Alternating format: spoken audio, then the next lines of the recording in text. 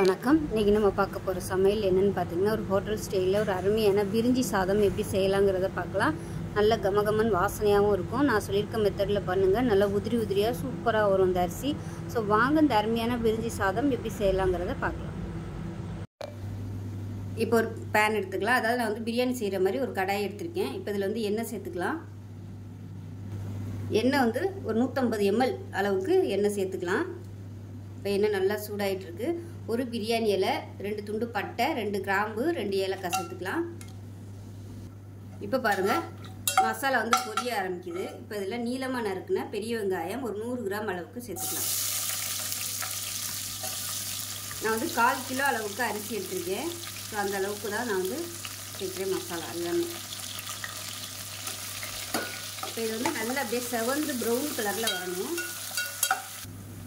இப்போ வெங்காயம் ஓரளவுக்கு நல்லா வதங்கிருச்சு. இந்த ஸ்டேஜில் இஞ்சி பூண்டு பேஸ்ட் சேர்த்துக்கலாம். இஞ்சி ஒரு 25 கிராம், பூண்டு ஒரு 25 கிராம், ரெண்டும் சேர்த்து 50 கிராம் அளவுக்கு எடுத்துருக்கேன். அதை சேர்த்துக்கலாம்.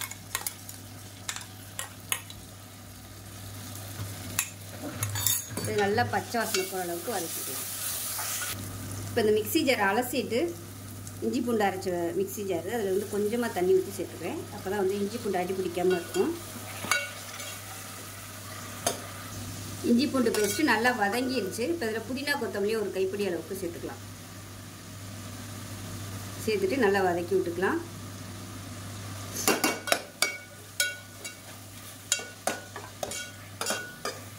புதினா சேர்த்து வதக்கியாச்சு. மீடியம் சைஸாக 2 தக்காளி 100 கிராம் அளவுக்கு இருக்கும். இதை சேர்த்துக்கலாம்.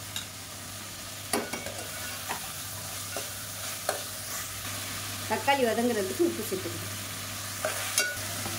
இப்போ இது கூடவே 1 டேபிள் ஸ்பூன் வர மாதிரி, அதாவது பாருங்கள் ஒரு கைப்பிடி தான், கொஞ்சமாக தான் கேரட்டு, அதே அளவுக்கு பீன்ஸ் சேர்த்துக்கலாம். காய் இதுக்கு ரொம்ப சேர்க்க வேணாம்.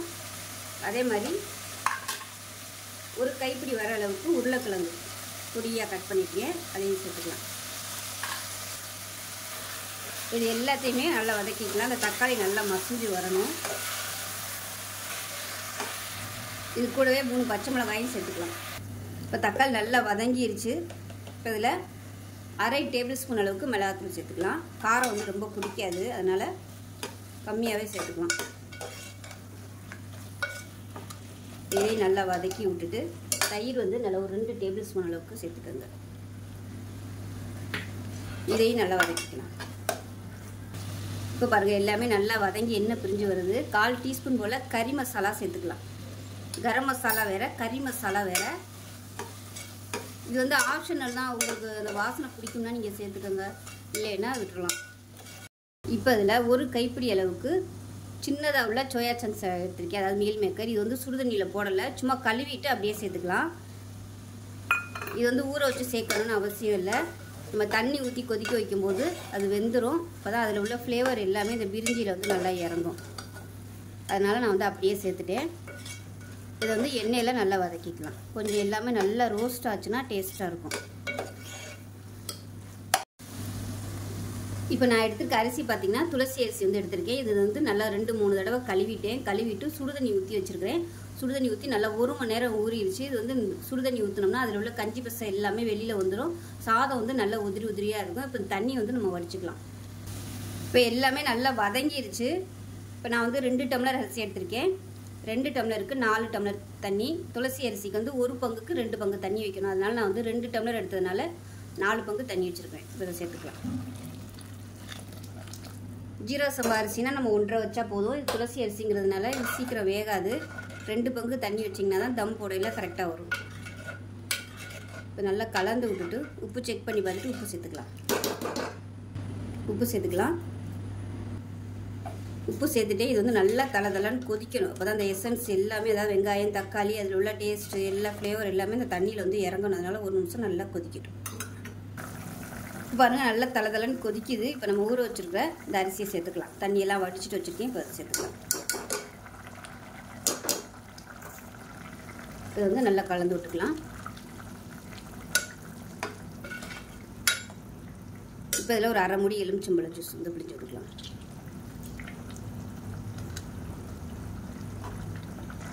இப்போ பார்த்தீங்கன்னா நல்லா கொதிக்க ஆரம்பிச்சிருச்சு. அடுப்பு நல்லா சிம்மில் விட்டுருக்கோங்க. ரொம்ப ஹையில் விட்டோம்னா சீக்கிரமாகவே தண்ணி வற்றிடும். இப்போ நமக்கு வந்து அரிசி விதையாக இருக்கும். அதனால் சிம்மில் விட்டுட்டிங்கன்னா அது அப்படியே நல்லா கொஞ்சம் கொஞ்சமாக பக்குவமாக வந்துடும். தண்ணி கொஞ்சம் அப்படியே ட்ரை ஆகி வரட்டும். இப்போ பாருங்கள், ஓரளவுக்கு தண்ணி வற்ற ஆரம்பிச்சிருச்சு. பார்த்திங்கன்னா தெரியும். இந்த அளவுக்கு நல்லா கொஞ்சம் தண்ணி வற்றட்டும். ரொம்பவும் தண்ணி வந்து ட்ரை ஆனதுக்கப்புறம் தம் போட்டோம்னா அடி பிடிக்கும். அதனால் இந்த அளவுக்கு தண்ணி இருக்கட்டும். இப்போ வந்து பக்கத்தில் தோசைக்கல் காய வச்சுருக்கேன். இப்போ பார்த்தீங்கனாலே தெரியும், தோசைக்கல் வந்து நல்லா காஞ்சிருச்சு. இப்போ இந்த பாத்திரத்தை வந்து இதுக்கு மேலே வச்சுக்கலாம். இப்போ இதுக்குன்னு மூடுற மாதிரி கரெக்டான மூடி எடுத்து வச்சுருங்க. இப்போ இந்த தோசைக்கல்லில் பார்த்தீங்கன்னா 1 டம்ளர் அளவுக்கு தண்ணி சேர்த்துக்கலாம். இந்த மாதிரி செஞ்சோம்னா ஒரு சாதம் கூட உங்களுக்கு அடி பிடிக்காது. இது வந்து அந்த தண்ணியில் ஸ்டீம் ஆன மாதிரி சாதம் வந்து நல்லா வரும். புழு புழுன்னு தண்ணி ஊற்றிட்டு அடுப்பை குறைச்சி வச்சுருங்க. இதுக்கு மேலே இந்த மாதிரி வெயிட்டான கல்லை வச்சுக்கலாம். நல்லா ஒரு 20 நிமிஷம் கழித்து பார்க்கலாம். இப்போ நல்லா ஒரு 20 நிமிஷம் ஆயிடுச்சு. எப்படி இருக்குன்னு பார்க்கலாம். பாருங்கள், ஆவி பறக்க சூப்பராக ரெடி ஆயிடுச்சு. கீழேருந்து மேலே வரைக்கும் கிளறி விட்டுக்கலாம். பாருங்கள், கொஞ்சம் கூட அடி பிடிக்கலை.